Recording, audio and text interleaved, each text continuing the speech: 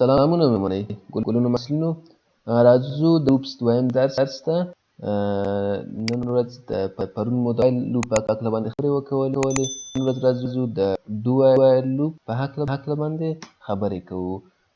د ډو وایل په جوړښت کې دوه کیورډ شتون لري چې هغې څخه یو ډو کیورډ ده او بل هم د وایل کیورډ ده.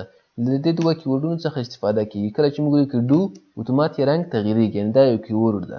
نو لومړی ډو لیکو، له هغې څخه وروسته د لوپ باډي شروع کوو. یعنې لومړی یو سټیټمنټ موږ غواړو مثلا ښکاره کړو. دا سټیټمنټ به ښکاره کېږي. سلام سټیټمنټ موږ غواړو په سکرین باندې ښکاره کړو.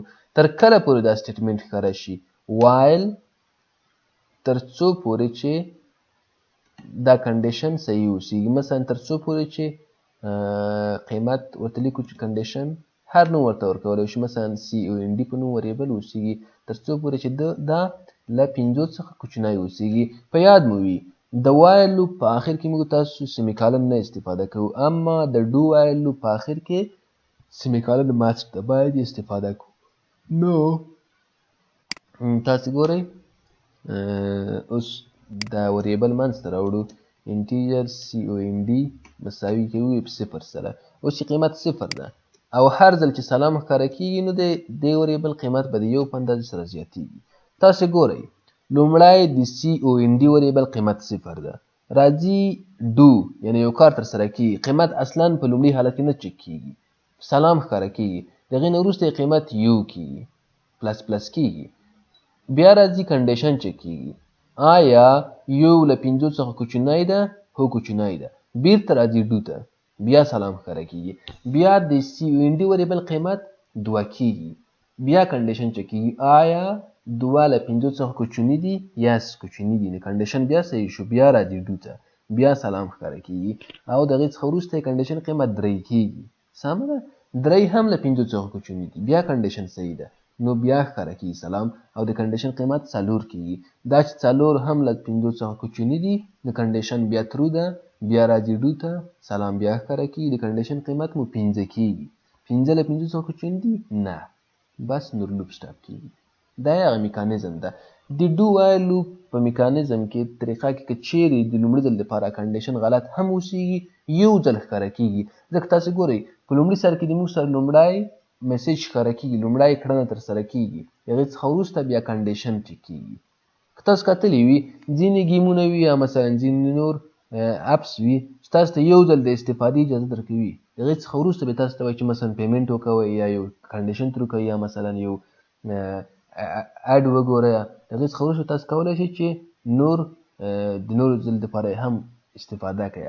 نو په هغې کې د ډو وایل له کنسپټ څخه استفاده شوې ده. یعنې لومړی یو میسیج، یو کړنه، یو کار، یو میسیج بغیر له کوم کنډیشن څخه ترسره کېږي، د هغې څخه وروسته بیا کنډیشن ورباندې لګېږي او کنډیشن مو چک کېږي. راځو پروګرام مو کمپایل کوو او رن کوو یې. تاسې ګورئ سلام 6 ځل ښکاره شو، فکر کوم 5 ځل ښکاره شو. صحیح ده؟ نو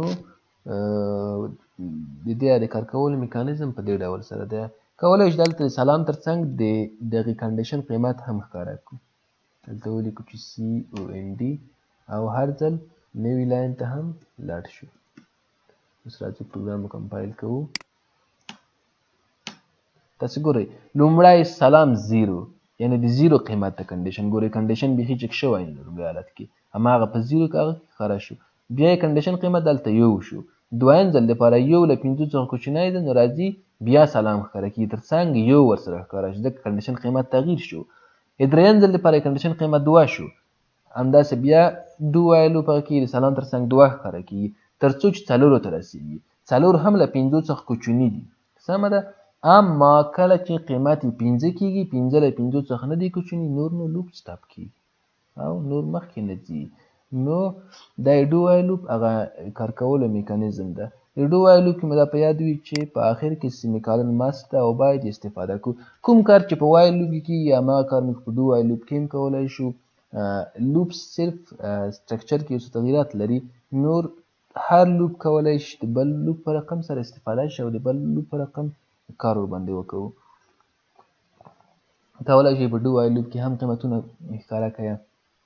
کولی شئ دغه سلام په ځای باندې څو لاینه کود استفاده کوي. مثلا زه غواړم د دې په ځای باندې 100 لاینه کود راواخلم، دلته یې پیسټ کړم، هغه 100 لاینه کود به ټول اوس 15 ځله د موږ سره تکراریږي.